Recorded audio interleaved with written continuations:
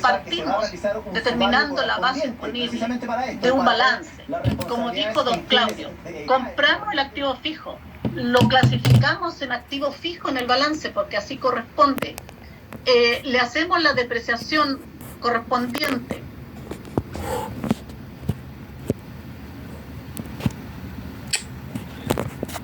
Pero después, cuando yo tengo el resultado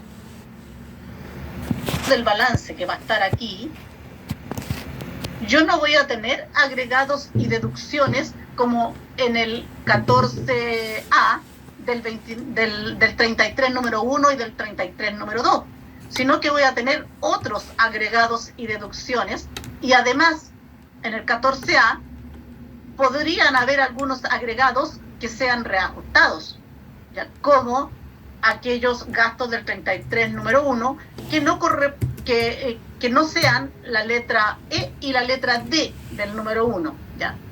¿Cuál es la letra D? Son las mejoras de los activos fijos que si no me lo acepta no me lo aceptan como gasto o como rebaja, yo debo agregarlo en 14A debo agregarlo en la base imponible sin reajuste. Y la letra E, que se trata de aquellos gastos que están asociados a ingresos no rentas o renta exenta, que como están asociados a ingresos no renta o renta exenta, no me permite rebajarlo de la base de primera categoría. Por lo tanto, tengo que hacer un agregado, pero sin actualizar. Todos los otros los debo actualizar. Eso es en 14A. En cambio acá, en 14D3, voy a hacer agregados y deducciones, pero sin reajuste. Entonces, si parto del resultado del balance, no voy a llevar el activo fijo a gasto, a una cuenta de gasto, ¿ya? Porque ahí estaría cayendo en un balance, para mi juicio, que en realidad no me va a entregar una información financiera, ¿ya? Y también el tema de para el banco no sería concordante con lo financiero. A lo mejor le va a calzar con la renta, pero no es la idea, ¿ya? El banco debiera calificar a los clientes por lo financiero, ¿ya? A pesar de que ha costado mucho eso y siempre manda la renta, ¿no es cierto? Bueno, ese es otro tema. ¿Qué agregado voy a hacer? Por ejemplo, al resultado que tengo del balance financiero voy a agregar todos esos gastos no aceptados. No devengados o pagados, ¿ya? Y, o sea, lo mismo que el 14A. Voy a agregar los gastos no aceptados. La diferencia aquí va a ser que acá ninguno con reajuste. Luego, voy a agregar aquellos gastos aceptados devengados, pero no pagados. Como por ejemplo, las cotizaciones previsionales del mes de diciembre del año 2022. Las tengo que agregar porque no me las va a aceptar como gasto, porque acá es gasto pagado, gasto aceptado. Si no está pagado, no. Las cotizaciones, ¿cuándo las voy a pagar? En enero del 2023. Impuesto único a los trabajadores, lo mismo. El neto de las facturas pendientes de pago de proveedores, si bien es cierto en el libro compras, en la centralización yo la llevé a gasto, pero ahora él me dice que si no la he pagado, no me la va a aceptar como gasto. Retención de honorarios de diciembre del 2022.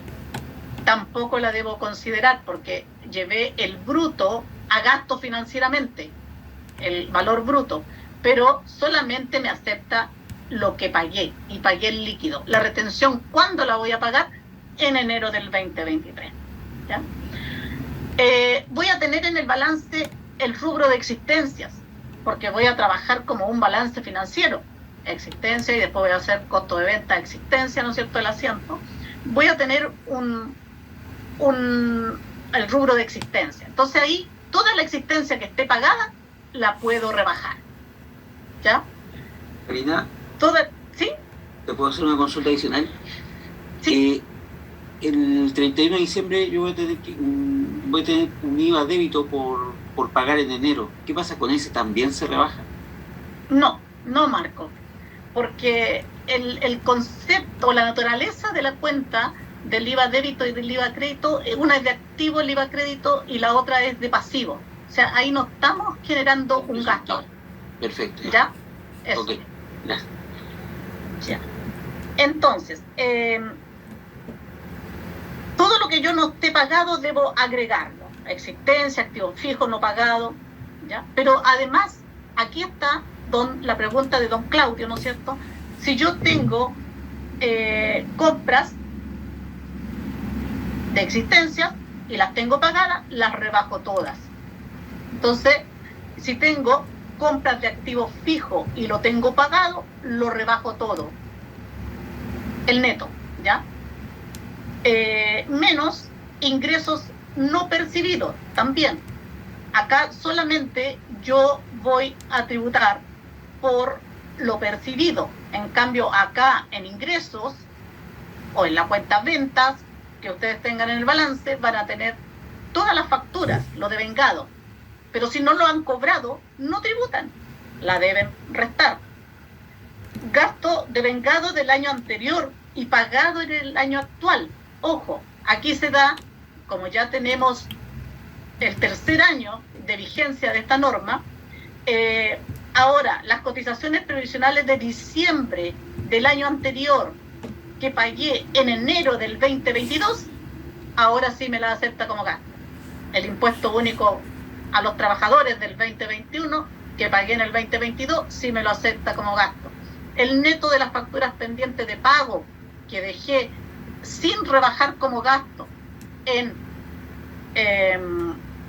el 2021, ahora sí me la acepta como gasto. Y lo mismo la retención. ¿Me explico? Entonces, a veces en los cursos se cree o se digo yo, en mi punto de vista, ya en mi postura, que el 14A es más difícil. Y yo creo que si en realidad yo llevo contabilidad financiera y parto de un balance, para mí el 14D3 es más difícil porque tengo que requerir de mayor análisis de cliente, análisis de proveedores, análisis de activo fijo. Debo tener todo presente ahí, mucho más que en el otro también tengo análisis, pero acá debo acordarme qué rebajé el año pasado, qué debo rebajar este año. O sea, se puede enredar mucho más que el 14A. Y el 14A es lo que siempre hemos venido haciendo desde que están los principios contables generalmente aceptados. Tenemos una contabilidad financiera y luego hacemos los ajustes tributarios, ¿ya? No obstante, el régimen 14D3 es atractivo, sobre todo para estos años que la tasa fue el 10%, ¿ya? Además, del 14D3, yo puedo rebajar los ingresos no renta y los ingresos exentos de impuestos de primera categoría, igual que en el 14A, pero no así en el 14D8. 14D8 no los puedo rebajar para la base imponible, ¿ya? Y luego, por último, puedo rebajar el incentivo al ahorro. O sea, esta sería la forma de determinar la base imponible partiendo del resultado según balance. Luego, el otro método es de que yo solamente, aparte, ¿no es cierto?, de tener el balance ahí, ocupe los ingresos y los gastos, que incluso esto me puede ayudar el asistente a corroborar, ¿ya? Pero también se recomienda no usar el asistente porque no contiene todos los gastos, contiene los gastos que le llegaron a través de la DJ, remuneraciones, honorarios, pero no todos los gastos, ¿ya?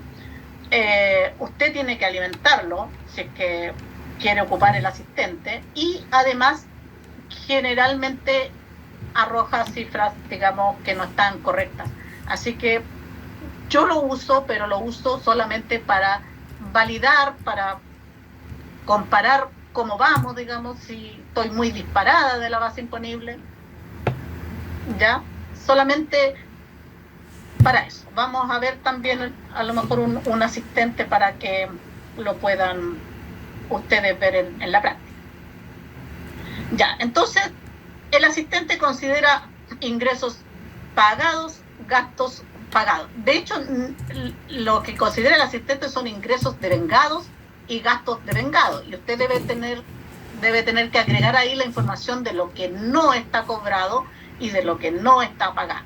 ¿Ya? Pero aísla. O sea, no considero el resultado del balance, sino que digo, estos son mis ingresos y estos son mis gastos, hago el incentivo al ahorro, y también aquí podría hacer la rebaja, ¿no es cierto?, de ingresos no renta o ingresos exentos de primera categoría, también, ¿ya? Este resultado que me dé acá a través del balance debe ser el mismo que me dé acá aislando los ingresos, los gastos. Y por último, también puedo tenerlo desde el libro caja, pero el libro caja se complica un poco, porque lo que tenemos en la caja son valores con IVA. Por lo tanto, lo primero que tenemos que hacer es netearlo del IVA. En la caja también podríamos tener préstamos, podríamos tener ingresos no renta, ingresos exentos, ¿ya? Y en los gastos también, cuando pagamos una factura, la pagamos con IVA, entonces tenemos que restar el IVA. Ahí se hace un poco más complejo a través de la caja. Pago de préstamos, pago de gastos no aceptados, retiro. Todo esto es a modo de ejemplo, ya no es lo que se va a dar siempre. Y también puedo aplicar el incentivo al ahorro. Y acá tengo el otro método, a través de la caja. Si yo lo hago a través de la caja, lo hago aislando los ingresos afectos y los gastos aceptados, lo hago a través del balance, que esto es lo que se recomienda, debiera llegar al mismo resultado. Ya. ¿Queda un poquito más claro, don Claudio? Está muteado. Sí, señorita, muy amable, gracias. Ya, ok. ¿Alguna otra pregunta? Ya. Voy a compartir ahora la PPT.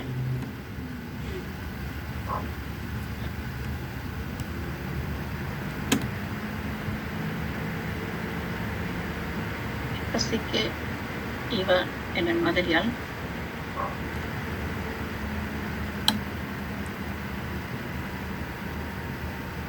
Y nos vamos a centrar en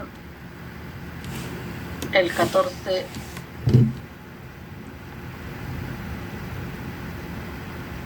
de 3. Oh, perdón. En el 14, bueno, acá el esquema está con el 14D completo.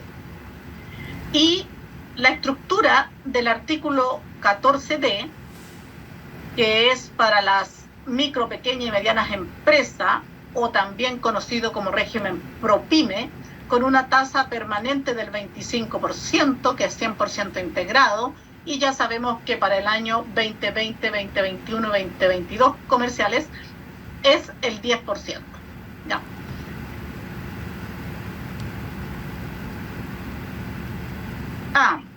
Luis, me tenía una pregunta acá, Luis Rivera, parece, no sé si hay más.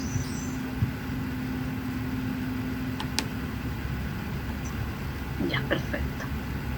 Las retenciones del mes de diciembre también están en el F29. Carolina, ese es un comentario, parece, ¿no? ¿No es una pregunta? Sí, profesora, disculpe. Ya. Sí, está bien, perfecto. Sí, de eso se trata, que hagamos comentarios también. Luis Rivera, ¿los cheques recibidos se contabilizan como percibidos?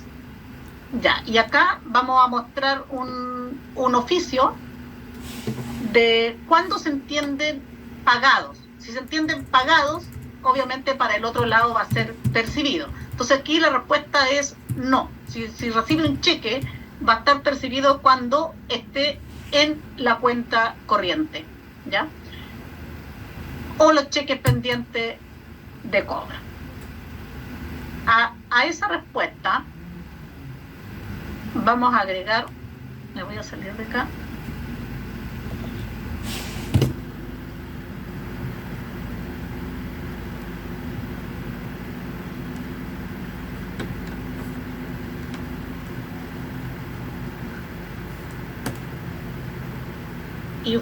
para esa respuesta ustedes deben tener en cuenta este oficio.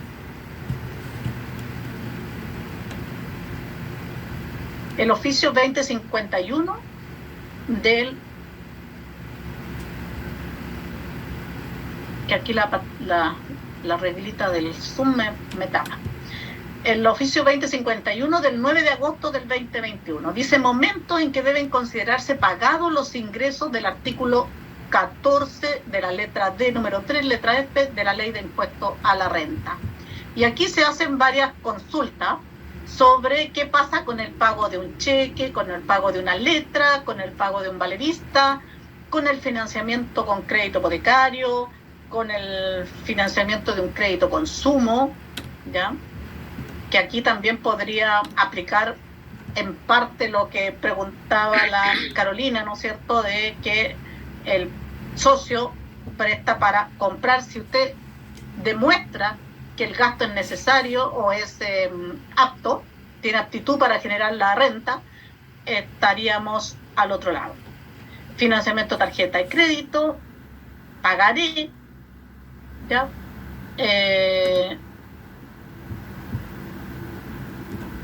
Aquí está, que todo crédito del contribuyente, incluidos los obtenidos de sus socios accionistas, se dan cuenta que abarca las dos cosas, ¿ya?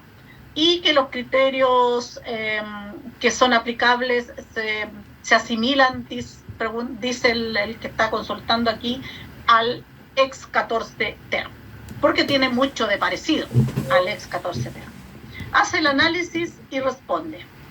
Cuando se trata de cheque, letra de cambio, pagaré y vale vista, independiente de las particularidades de los cheques, letra de cambio, pagarés y vale vista, todos comparten la característica que su mera emisión no extingue la obligación que pesa sobre el deudor, ¿ya? No extingue la obligación hasta el momento en que los fondos son pagados al acreedor, ¿ya? Ahí está la respuesta.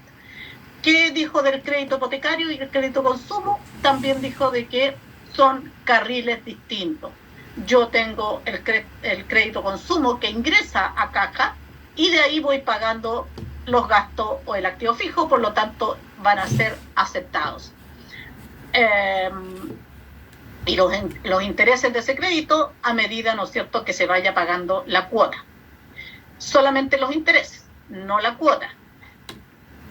Y el crédito hipotecario también se pronuncia y dice que si yo compro un bien raíz con crédito hipotecario, también puedo usarlo como gasto inmediatamente.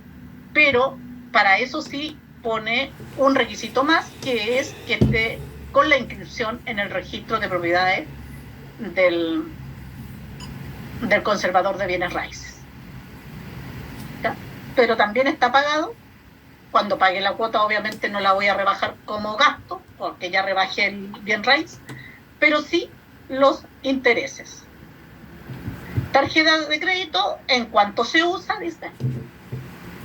Y procedencia respecto del régimen del artículo ex 14 ter, y dice que en realidad sí hay normas similares. Eso. Ahí respondo la pregunta de Luis. Karina, hola. ¿Sí? ¿Puedo hacer una pregunta complementaria? Sí, vale. En el caso de que la sociedad da un dividendo, una SPA o una SA anónima cerrada, y giran los cheques el 30 de diciembre, pero estos salen cobrados el 4 de enero. Los dividendos se consideran dados en el año que se giró el cheque, porque como era para los socios, o se consideran cuando se cobraron en enero. En enero. También hay un oficio al respecto, Marco, tendría que buscártelo. ¿Ya? Así que hay que tratar de evitar esas fechas límites de los cheques. Perfecto. ¿Ya? Gracias.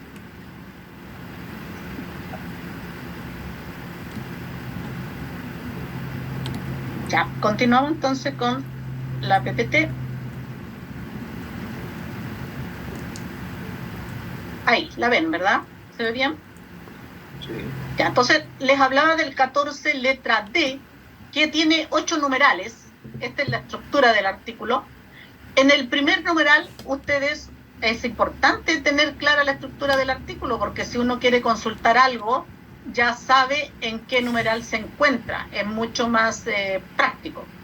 En el número 1 vamos a encontrar los requisitos para calificar como ProPyme, tanto de 3 o de 8, que como ya lo hablamos al inicio, si al inicio de actividades el capital propio no puede ser no puede ser superior a 85.000 UF. Eso. Para calificar como pyme debe tener un promedio anual de ingreso que no supere los 75.000 UF. Dice podrá excederse una sola vez, pero un ejercicio no puede superar las 85.000 UF. ¿Ya? La circular acá interpreta la ley y dice que ninguno de los ejercicios para el cálculo puede superar las 85.000 UF. ¿Ya? Así que en eso hay que tener cuidado porque hay que hacer el cálculo para el año 2023 y dar aviso entre el 1 de enero y el 30 de abril. Y ya estamos a marzo. También, como requisito, no pueden exceder el 35% de los ingresos totales. Aquellos ingresos del número 1, que son explotación de bienes raíces, pero en este caso no agrícola, y el número 2, que son los capitales mobiliarios, la participación en contrato de asociación o cuenta en participación, la posesión o tenencia de derechos en otras empresas. Todo eso no puede superar el 35%. Si lo supera, sale. Y considerar que el promedio debe ser también incluyendo las empresas relacionadas. En el número 2 habla de un acceso a financiamiento de la pyme y en el fondo es para proporcionar la información tributaria al banco para el financiamiento de la pyme, pero también con estos proyectos Corfo. Y dice, le da la flexibilidad acá, que también va a calificar como pyme sin considerar la relacionada, pero solamente en el número 2. Número 3. Aquí estamos, en el D3, tributación de la pyme. Dice que el servicio nos va a entregar una propuesta. Esa propuesta es el asistente. ¿Ya? Dice que el impuesto de primera categoría va a ser la tasa del artículo 20, que lo tenemos por acá, y que para las pymes es el 25% y para el 14A el 27%. Dice que va a estar liberada de corrección monetaria. ¿Ya? Sin embargo, hay ingresos que siempre se han considerado ingresos en el año porque lo establece el artículo 29 de la Ley de la Renta. Y en este caso estamos hablando del reajuste del PPM y del reajuste del remanente de crédito. Depreciación instantánea. O sea, yo voy a comprar un activo fijo, lo voy a llevar al balance, voy a hacer su depreciación, pero después el resultado del balance yo voy a rebajar la compra neta del activo fijo. Todo, lo rebajo. Ya. Me voy a bañar. ¿Para salir? Toda la existencia la puedo considerar como gasto.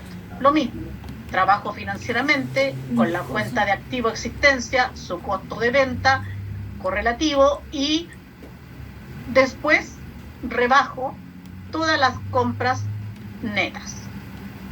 Hago un ajuste tributario, ¿ya? Pero no contabilizándolo en el balance, sino que a nivel extracontable.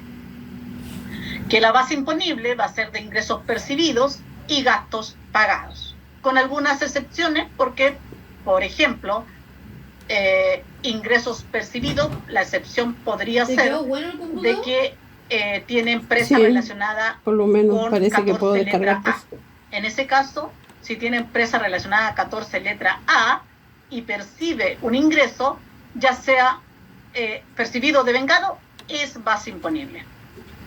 Y como gasto podríamos dar una excepción de que no es flujo, no es un desembolso, el castigo de deudores incobrables. ¿Ya? Que vamos a ver que tiene 3 alternativas para llevar a deudores incobrables. Liberada de llevar registros. Cuando hablamos de registro, hablamos del RAI y del REX, en este caso del 14D3. De ellos se puede liberar en caso que no tenga REX, porque ahí tendría solo RAI, solo renta afecta, no tendría orden de imputación. Pero el SAC siempre debe llevarlo. No aplica el orden de imputación, ya lo dijimos, en los casos que esté eximido de llevar los registros, porque no va a tener renta exenta. Y la asignación del crédito en el registro SAC se asigna de la misma forma que la letra A. Y aquí volvemos, ¿no es cierto?, a lo que yo trataba de explicar, de que en ambos se entrega el 100% del crédito. En el A, el otro después en global complementario, el contribuyente de impuestos finales va a tener que restituir en el A, y en el D no va a restituir, pero en ambos se entrega el 100%. Y acá la misma ley en el 14D número 3 letra J dice que vamos a asignar los créditos de la misma forma que el 14 letra A. También, por eso, acá las circulares del PROPYME, nosotros debemos considerar la circular 62 del 2020 y la circular 73 del 2020. ¿Ya? No quedarnos en que la 62 es 14D3 o 14 PROPYME, 14D8, y que la 73 es 14A. ¿Por qué? Porque la 62 no trató la imputación o la forma de imputar los créditos. ¿Por qué? Porque como es de la misma forma que la letra A, lo trató en la circular 73, que es de los 14A. ¿Ya? Reglas especiales para determinar el capital propio simplificado.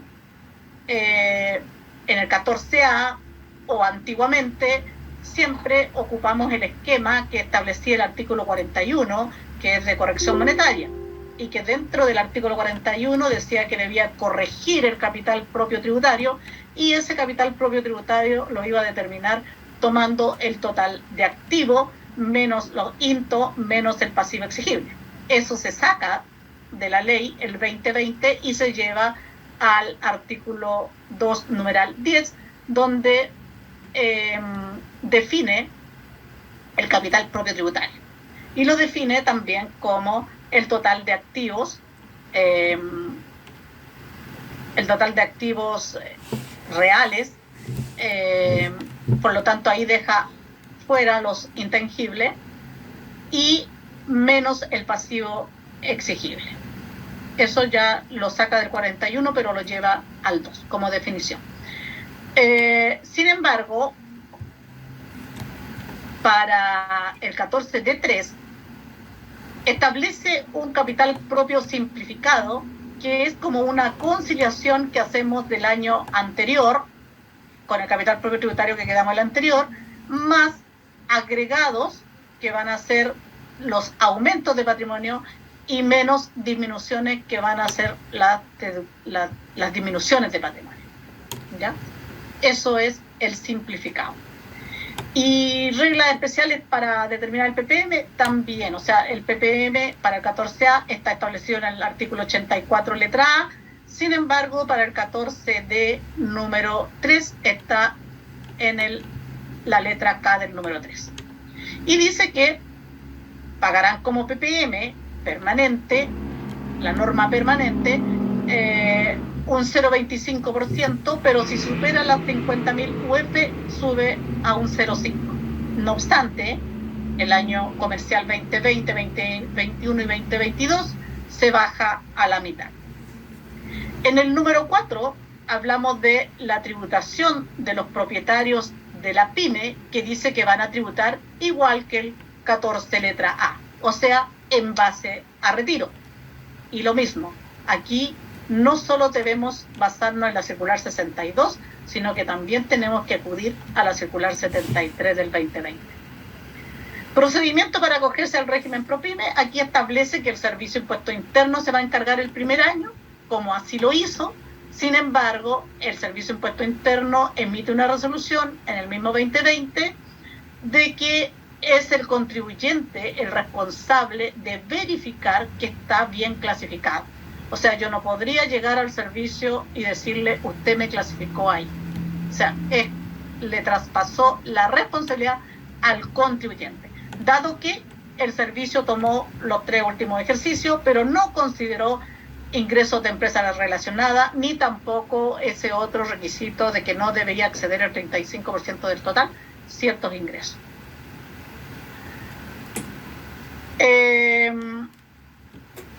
Y ya en régimen, ya después del 2020, decimos que para acogerse, lo vimos en el resumen anterior, que podría acogerse al inicio de actividades o bien mediante una petición administrativa entre el 1 de enero y el 30 de abril. Traslado del régimen A al ProPyme. En esto deja ver, el número 6 deja ver en realidad que así como lo hicimos en el primer año 2020, yo voy, como vengo de un 14A, todo lo que tenga en activo fijo lo voy a poder llevar a gasto. Todo lo que tenga en existencia lo voy a poder llevar a gasto. Y así me voy a cambiar del A al D número 3 o al D número 8. El número 7, retiro o exclusión del régimen. ¿Por qué voy a salir? Voy a salir porque voy a incumplir los requisitos o en una forma voluntaria. Ambos también debo solicitar una petición administrativa entre el 1 de enero y el 30 de abril. Y en el número 8 está el régimen opcional de transparencia, que ya lo hemos conversado, es un régimen que no queda afecto a impuestos de primera categoría. Se determina una base imponible igual que el 14D3, pero considera todo tipo de renta, no puedo rebajar ni ingresos no renta ni renta exenta.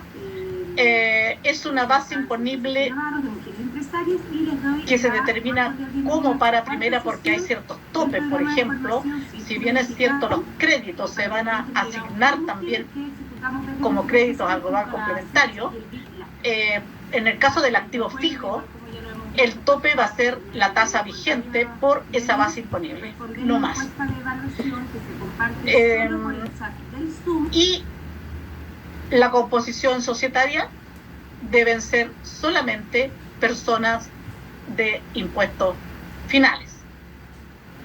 ¿Ya? No tiene derecho al incentivo al ahorro, no está afecto a los gastos rechazados del artículo 21, a diferencia del 14D3, que sí está afecto al igual que el 14A. ¿Ya?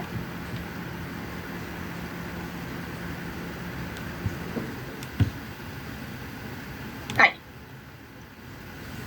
Dijimos que el D8 no tenía derecho, pero sí tiene derecho el que estamos viendo. Sí tiene derecho el 14A y el D número 3. ¿Ya? Pero también debe ser para aquellas empresas que sus ingresos brutos anuales sean inferiores a 100.000 UF. Ojo con esto. ¿Ya? Si superan las 100.000 UF, yo no puedo aprovecharme del beneficio de incentivo al ahorro. Y ese tope de ingresos también se va a considerar con empresas relacionadas. ¿Ya? El beneficio dice que es hasta el 50% de la RLI, pero no es directo a la RLI. Recuerden que tenemos que hacer una nueva base para el incentivo al ahorro, que debe ser la RLI determinada, menos gastos rechazados del inciso segundo del artículo 21, menos gastos rechazados del inciso primero, pero que no se afectan con el 40%, y menos los retiros, sin actualizar todos, porque estamos en D3. Tiene un tope de 5.000 UF.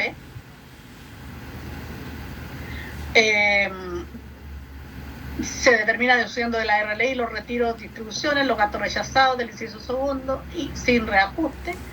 Se expresa en UF con el con el valor del último día del ejercicio comercial. También se considera para el total de ingresos los ingresos de sociedades relacionadas, ya lo habíamos dicho.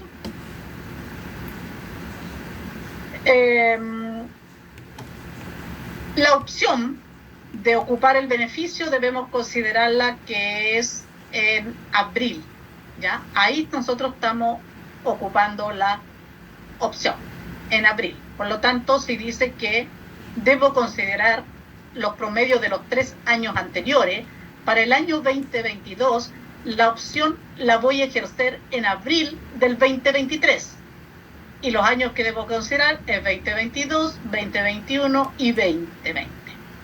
Eso lo deja claro la circular 62, ¿ya? No, perdón, esto está en la circular 73. Lo deja claro que el momento en que yo aprovecho beneficio es abril, en el año que pago los impuestos. Ojo. Porque la ley no quedó clara ahí. La ley decía los 3 años anteriores al uso del beneficio, y podríamos pensar que estoy usando el beneficio del 2022. Entonces los años anteriores serían 2021, 2020 y 2019. Pero la circular se encargó de aclararlo, que cuando yo uso el beneficio es en abril. Ok. Y también tiene su límite, ¿no es cierto?, de ingresos que no superen el 20% en caso de instrumentos de renta fija, posesión o explotación de derechos sociales, cuotas de fondos de inversión, cuotas de fondos mutuos, acciones en sociedades anónimas y contratos de asociación o cuenta en participación. Y como otro punto dice ahí, no se debe restituir porcentaje de retiro al año siguiente. ¿Por qué dice eso? Porque si nos remontamos al año 2019, que estaba vigente el renta atribuida, 14A renta atribuida y 14B semi-integrado, que es muy similar al 14A semi-integrado de ahora, había una diferencia en este incentivo al ahorro. Este incentivo al ahorro también existía al 31 de diciembre del 2019, pero estaba contemplado en el artículo 14 ter.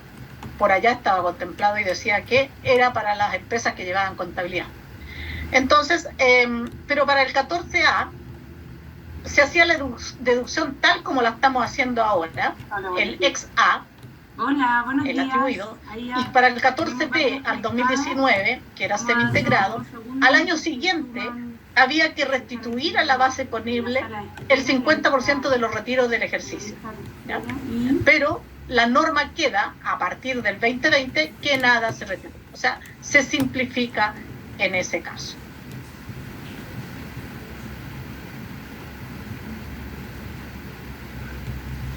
¿Alguna pregunta?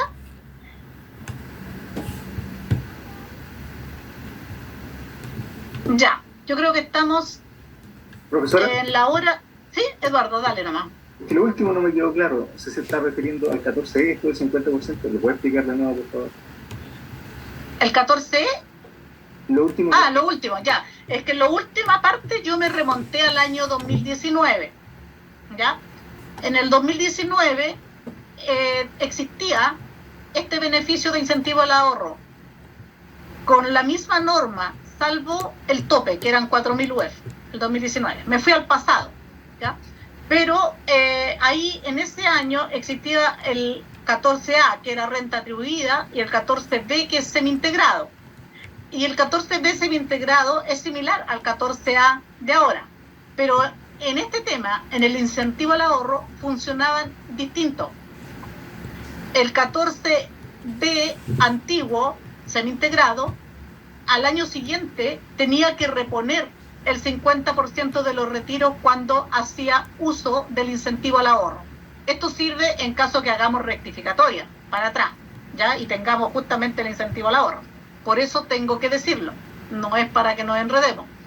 En cambio ahora, con el nuevo 14A, que también es semi-integrado, no existe ese agregado. O sea, quedó más simple. Quedó como lo hacíamos con el ex 14A atribuido, que nada tenía que reponer a la base imponible. ¿Quedó más claro? Sí, perfecto. Gracias. Ya, muchas gracias a ti. Si tengo preguntas acá, no, parece que, a ver, voy a ver si tengo más preguntas. Las indemnizaciones voluntarias se agregan a la base imponible si están fuera de monto legal que debo pagar. Luis, creo que también tenemos algunos oficios sobre eso, pero en realidad el nuevo concepto de gasto, que es la aptitud para generar renta, deja fuera la obligatoriedad. Por lo tanto, si tú justificas esa indemnización de acuerdo a la circular 53 del 2020, podría ser gasto.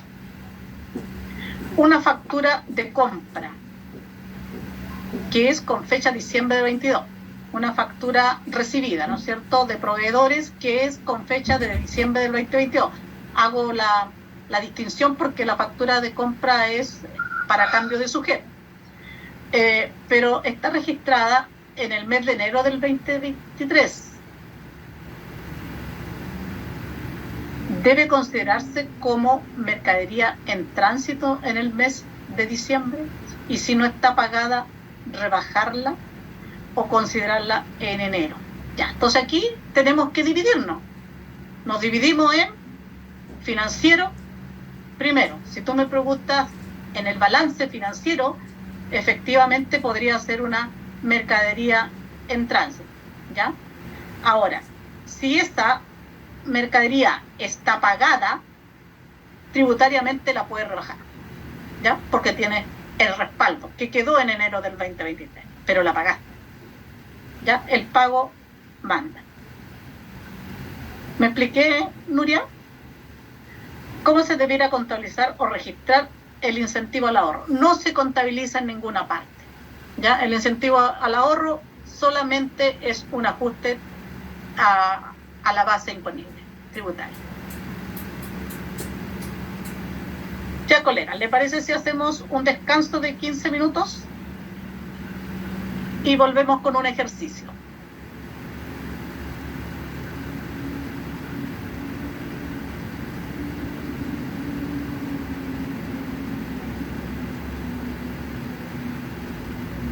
Ya, vamos a continuar. ¿Me escuchan bien? Sí, me escucha bien, profe. Ya. Ok. Ya, Marco, leí tu mensaje. Voy a buscar el oficio. Gracias. Sí, gracias. Ahora vamos a continuar con un ejercicio práctico de 14 de 3.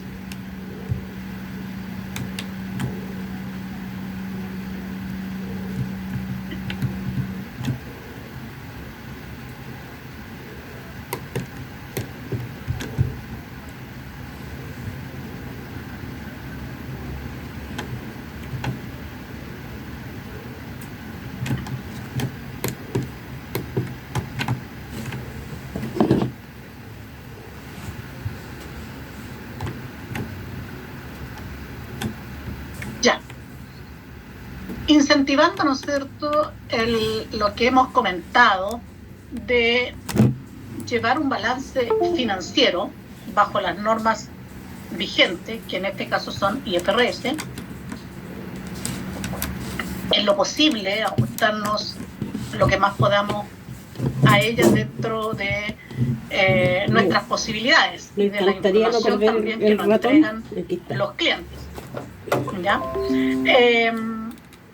Acá tenemos un ejercicio donde, cumpliendo con los requisitos de ingresos para el año 2020-2021, no superan las 75.000 UF, por lo tanto también tiene derecho al incentivo al ahorro del 14E,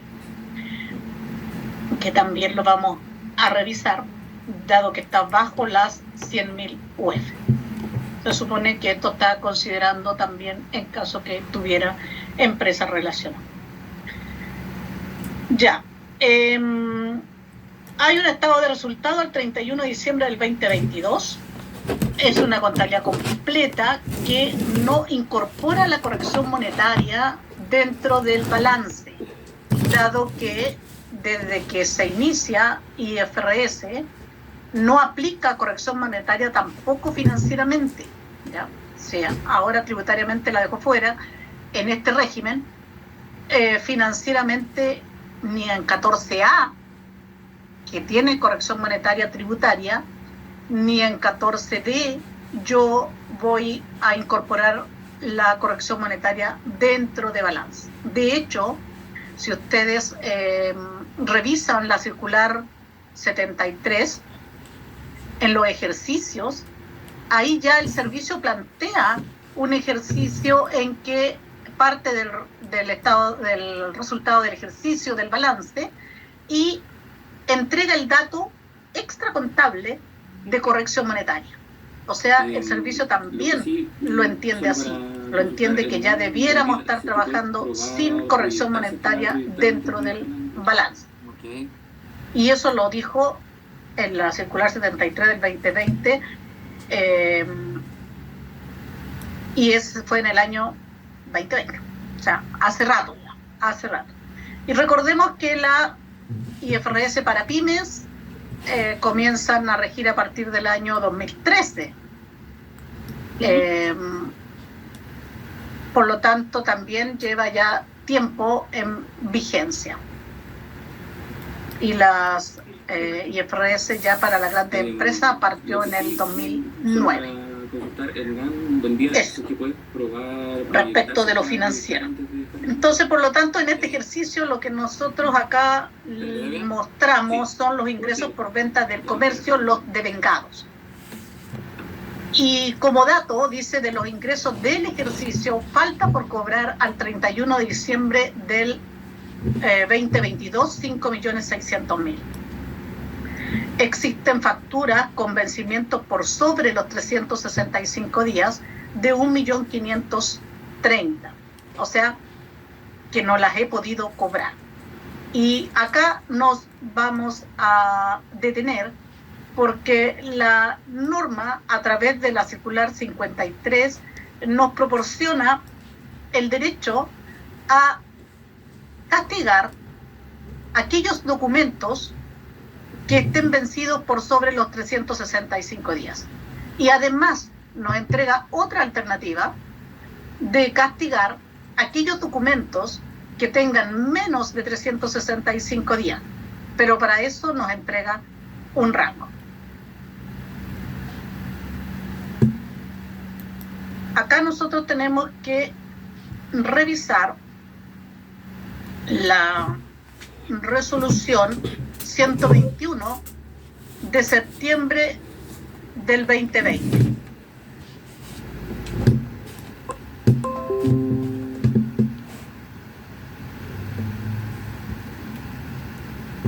La resolución 121 de septiembre del 2020 nos habla de las alternativas que tenemos de castigo, ¿ya?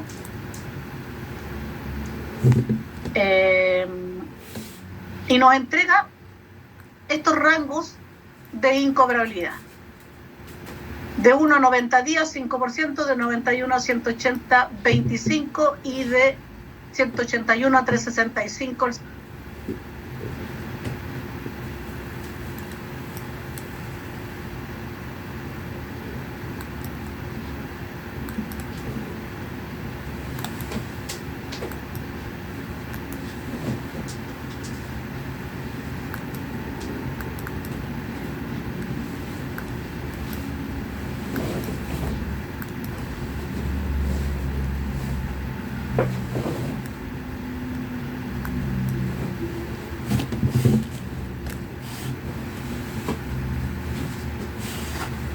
¿Qué onda?